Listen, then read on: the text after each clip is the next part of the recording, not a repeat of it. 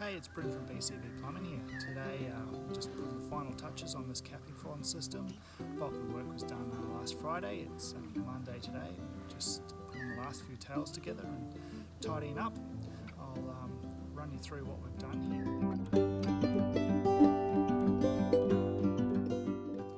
As you can see, we've got a magnificent backdrop here. This section of yard here was constantly wet.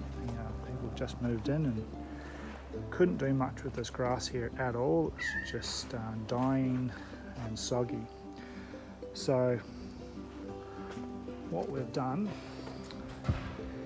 started off with a nice deep pit here, run 50mm Capifon across here, so 50mm wrapped pipe with tails coming off it through all this section here, pick up anything that comes from underneath the house.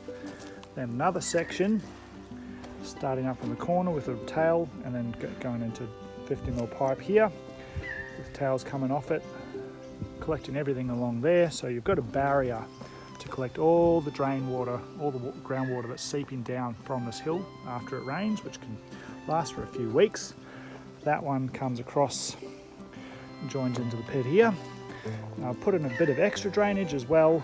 As you can see, we've got this line here, the secondary barrier, and this one running up here, just to collect a bit of the extra groundwater in this section. So you've got basically a barrier and then extra pieces in place to really drain this area here that doesn't get a lot of sun.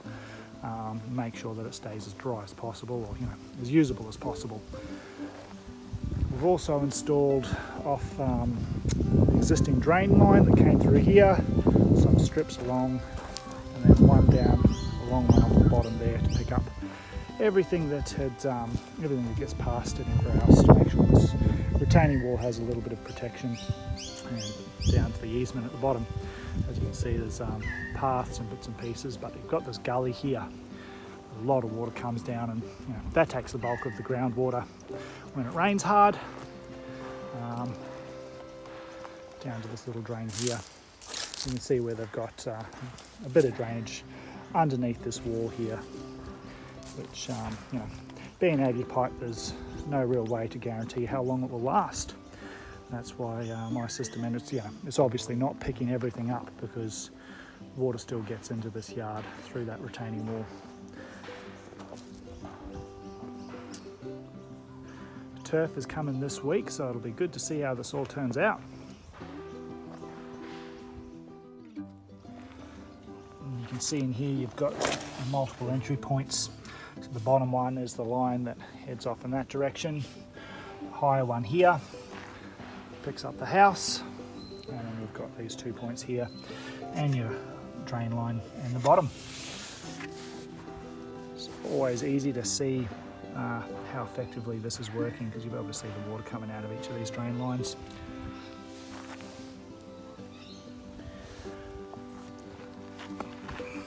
These are the special adapters that you use to get the water that's travelling along these grooves into the pipe and into the system.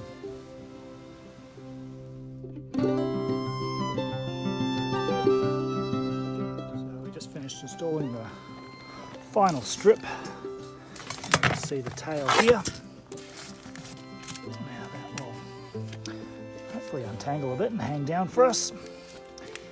Otherwise we can always screw it facing down and that'll do the same thing. There's plenty of fall over this anyway. So that runs right up nearly to where the existing intercept drain runs across there. So that's how you install an intercept drain to protect your lawn. This will capture any water that comes down this hill and very rapidly get rid of it.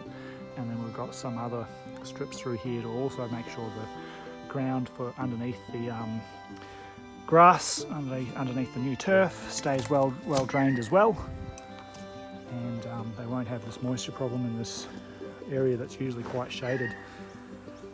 And it'll serve them very well for years to come through the wet seasons.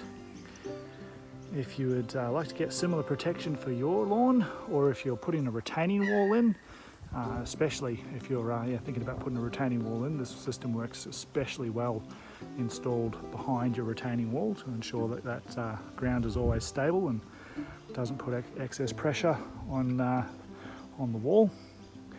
Yeah, feel free to get in touch, and we'll design a system that will help you out and serve your needs. Cheers.